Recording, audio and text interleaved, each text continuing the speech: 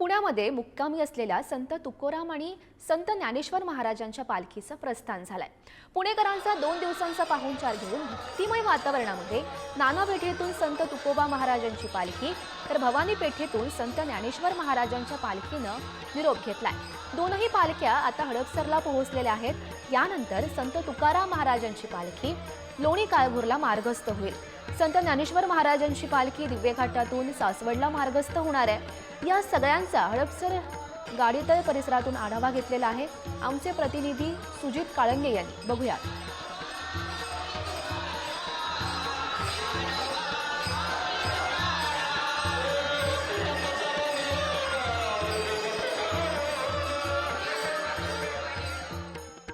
रामकृष्णारी मंडळी पंढरपूरच्या वाटेवर चालणाऱ्या वारकऱ्यांची गर्दी दिवसेंदिवस वाढत आहे।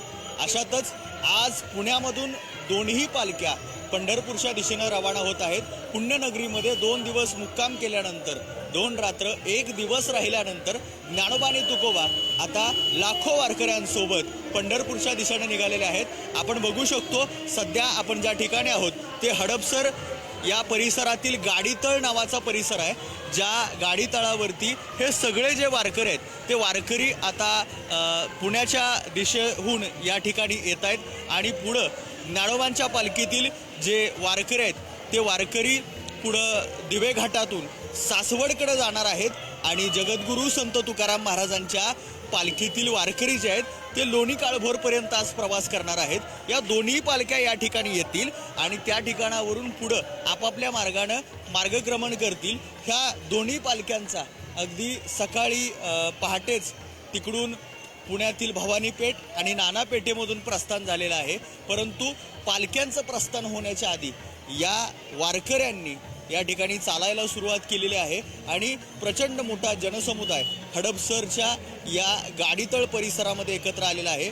ज्ञानोबांच्या पालखीमध्ये आज अत्यंत महत्त्वाचा क्षण जर कोणता असेल तर तो दिवेघाटातील अगदी अवघड घाट चढाईचा आणि त्याचबरोबर त्या ठिकाणची नयनरम्य दृश्य पाहण्याचा तो एक वेगळा क्षण जो वारकरी अनुभवत असतात।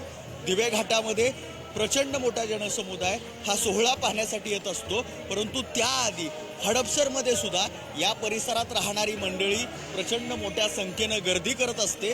प्रचंड मोठ्या संख्येनं ज्ञानोबा आणि तुकोबा यांच्यासोबत चालण्यासाठी एकत्र येत असते। ही मंडळी या ठिकाणी एकत्र आलेली आहे आणि हा आनंदाचा सोहळा ही सगळी मंडळी अनुभवत असताना आपल्या सगळ्यांना दिसते आहे। कॅमेरामॅन सुरेश सावंतसह सुजित काळंगे, पुढारी न्यूज, हडपसर, पुणे।